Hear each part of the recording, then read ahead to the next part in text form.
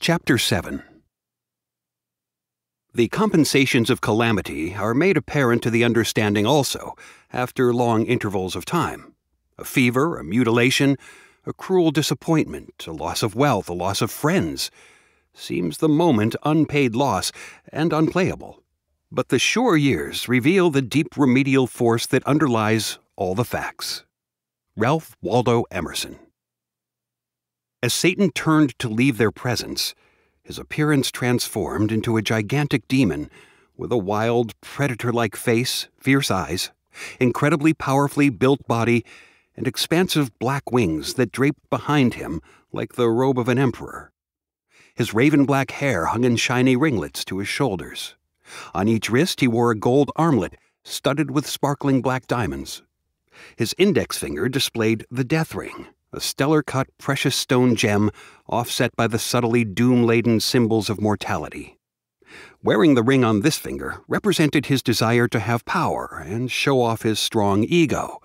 A ruby red belt glistened on his waist. His voice gargled up from deep within his chest, and spraying out in fiery red vapors, he yelled, "Let the fiendish competition begin! May the wicked prevail!" Some of the happiness faded from his smile. Satan, glancing distractedly at the many rows of angels, attempted to gather his courage. Overcome by his anxiety, hate oozed from his being. His tongue felt as if it had sunk into a pit of quicksand, and he was beginning to doubt if he'd be able to utter a single sensible word. His eyes snapped with impatience as he screamed, "I hate God and his creation." After the rebellion, Satan had been fortunate that a third of the angels had followed him, but his small numbers had left him at a disadvantage. This time, things would be different. With the heavenly host immobilized, he had uncompromised power over Joe. Satan was the usurper, for as long as Joe would tolerate his dictatorship, Joe would remain subject to him. Feeling the pressure of his ultimate challenge, Satan escaped to his highly organized empire of evil. Beside the facade of everyday life, there had been a spiritual battle raging. It appeared that Satan had the advantage he desired. He was sure this opening would accomplish his purpose. Humans were totally dependent on God for their very lives and well-being. That fact could give rise to one of humankind's greatest temptations, to love the gifts rather than the giver. In a violent, boiling mood that crashed and thundered around his lair, Satan appeared suddenly like a hurricane. The demons bellowed ear-piercing shrieks of praise and adoration as they were swept about screaming in anticipation of their new orders. For a moment he stood there, glaring at them with sinister, smoldering eyes, studying them until he was greeted by Forebodin, the fallen archangel of death, better known as Fatality's friend. He was the prince of over 3 infernal realms of the earth and was responsible for the scorching wind of the desert. The stirrings in the evil realm indicated something monumental was in the making. The catacomb was gloomy and depressing. Everything, walls, ceiling, and floors, were dingy taupe and light was limited, which suited Satan and his tribe just fine. They preferred the darkness, and there seemed to be even more than usual that day. A smoke, as that of a great furnace, encompassed the vile pit, and the air was darkened by it. Satan was unquestionably the one in charge.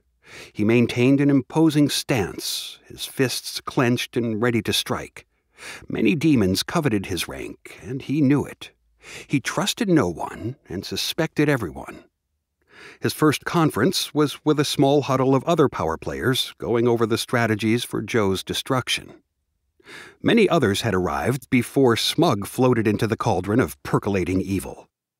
The room was dark, but the darkness seemed more a presence than a physical condition, a convulsive force, an atmosphere that floated and skulked about the tomb. Out of the darkness angrily stared many pairs of red demonic eyes, belonging to a hideous array of gruesome faces. The various faces were silhouetted by a red glow permeating from Satan. Red vapor hung heavily in the room and filled the air with its disgusting stench as the many spirits carried on their muted, raspy discussions there in the dark. Satan walked with heavy, ponderous steps up and down the line of demons, giving them each a closer look. In the front of the horde, spewing lethal words, were two slithery creatures with darting and shifty eyes. They were experts in suggesting, infuriating, and spreading hate and fear. They used their crushing words, massive arms, and venomous quills to constrict and poison the love out of people. Back near the corner was Dishonesty.